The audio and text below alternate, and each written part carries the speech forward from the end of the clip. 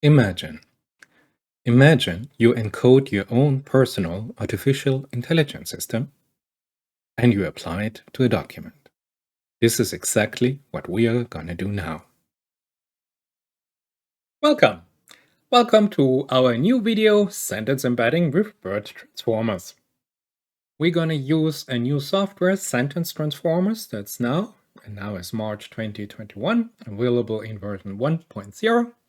I've set up a Jupyter Lab environment on my local Windows 10 machine, call it Topology, and we are working in PyTorch. I installed Torch 1.8, and here we go. We import our NumPy pandas, we import UMAP. UMAP is a dimensionality reduction algorithm I can highly recommend.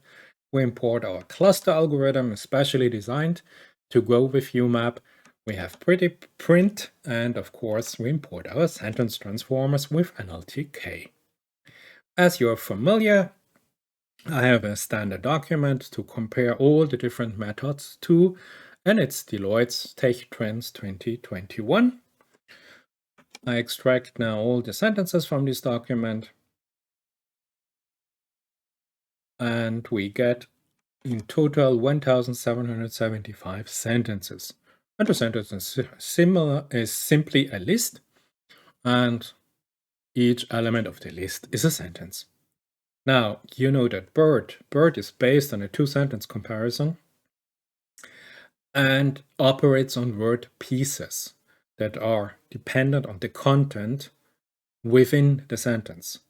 Therefore, we have to make sure if we have a sentence, a real long sentence, that at first we reduce the maximum length of sentences to a certain amount, and we can increase the input sequence length to BERT from the standard 128 to, as we will do, 256 or 512. Now, to have an idea about the average length of the sentences, all the words in a sentence, we see that from our 1,775 sentences, the maximum we have here at 45 words per sentence, with an average peak here at about 12 words per sentence. And if you want to know the exact sentence, it's sentence number 1375, and there are exactly, as we already have seen, 45 words within this sentence, and this is the sentence. BERT is the bidirectional encoder, a representation from transformers. BERT Sentence Transformers, here are the reference, was published in November 2019, and there are quite a lot of pre-trained models from sentence transformers. It's a Python framework, of course, for sentence embedding. You are familiar with BERT base, BERT large. You have here a rough file size to download from 405 MB to 1.24 gigabytes.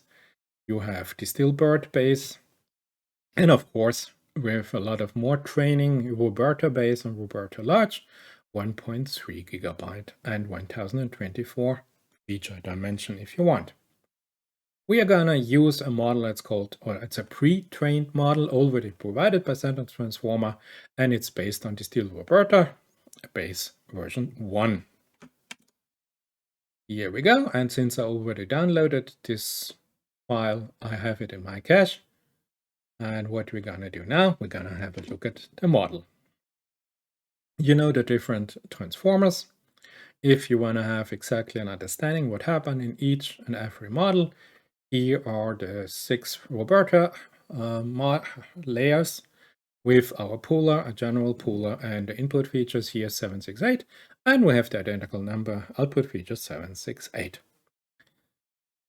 As already mentioned, I increase now the maximum sequence length for BERT, given that we have 45 words per sentence, that's the maximum. And since BERT uses word pieces, and I'm not familiar with the vocabulary this specific pre-trained model was trained on, I just want to make sure if I have 45 words, that roughly and a multiplication of 10, there's 512 maximum sequence length BERT can take care of.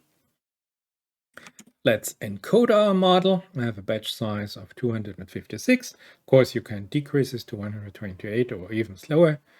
And yeah, you can have a look at the progress bar while it's running. This is a simple model. It should be done in about less than a minute. And yeah, it's interesting to know that I'm working here on my local PC, Windows 10 Home Edition. I have a GPU with no CUDA core, so no Nvidia graphic card, but from AMD. So I cannot use any CUDA core acceleration, and all the work is done more or less on my CPU. It's an AMD Ryzen 5 3600, 6 cores, 12 threads. So it's done, 41 seconds. The shape of the embedding we calculated is for each and every sentence, 1775 sentences, we have now a feature dimensionality, a coordinate set in 768 dimensions. And if you want to know the type of the embedding, of course, it's an NP array. To create a new model, I will show you in the next video, so therefore we skip it for now. And we have a look at UMAP. Already mentioned to you, this is trying to reduce the dimensionality of the dataset to lower dimension, but the idea is to preserve the structure, the topological structure, the topological graph structure of the dataset.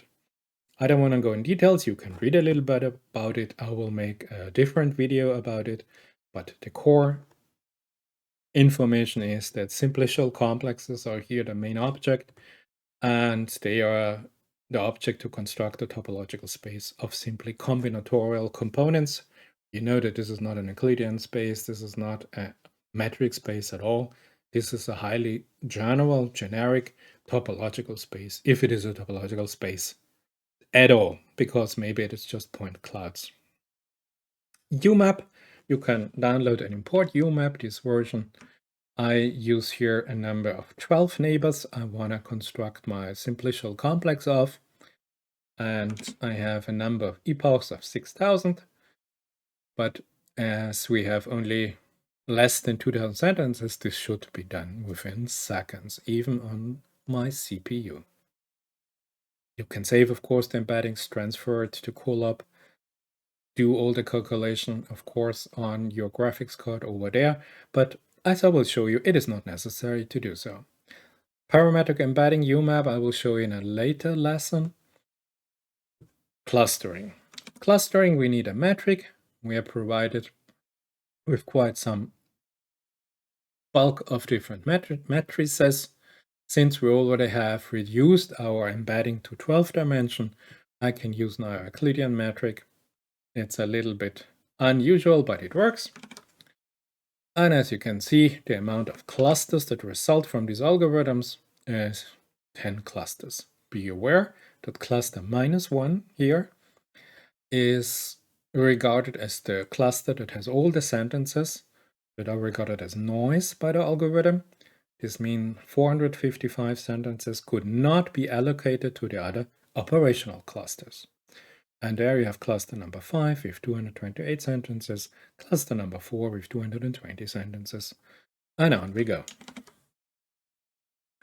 Of course, we want to visualize it, so we have to run UMAP again in 3 dimension, because we want to have the X, Y, and Z coordinate to construct a triplet in 3D, an Euclidean space.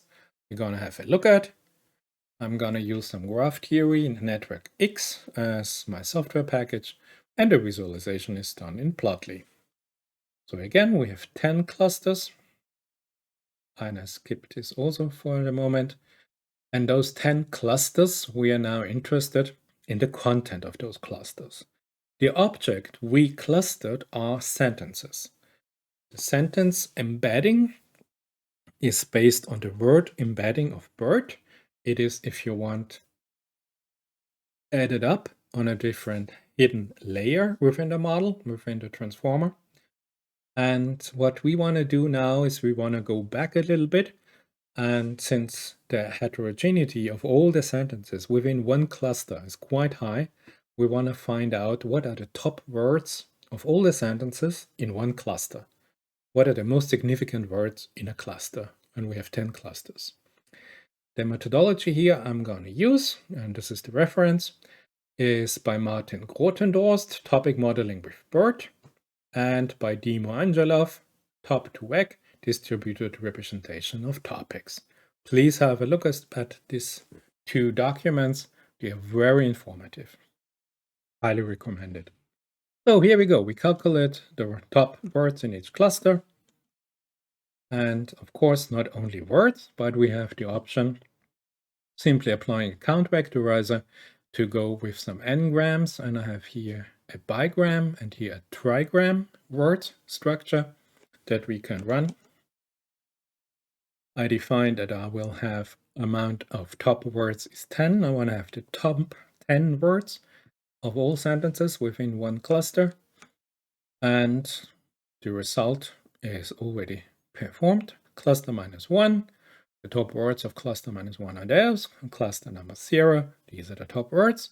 We make it a little bit nicer to view these clusters. And here we go. We have here the label is the cluster number 5. Magnitude is the amount of sentences within these clusters. And here are the top words that characterize this cluster. You can get rid of cluster -1. You can even find a nicer representation. You can play a little bit around. And then you can have this legend representation, cluster 0, 140 words, and these are the top words for this cluster. So we have now found the embedding. We have found the three-dimensional structure of the embedding. We have clustered all our sentences of the whole document. And now the last piece is more or less to visualize the whole thing. So here we go with Network X and Plotly, as I already told you. You just calculate X, Y, and Z, and you plot it. And here it is. This is our representation of the document.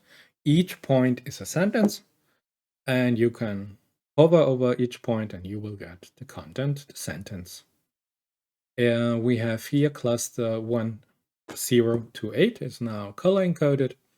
Again, here cluster 0 to 8, the amount of sentences and the top words within each cluster.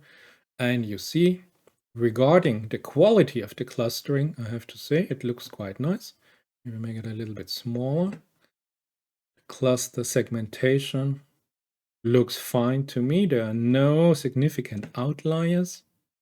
And this is our three-dimensional representation of all the sentences within this document that are not regarded as noise by the cluster algorithm.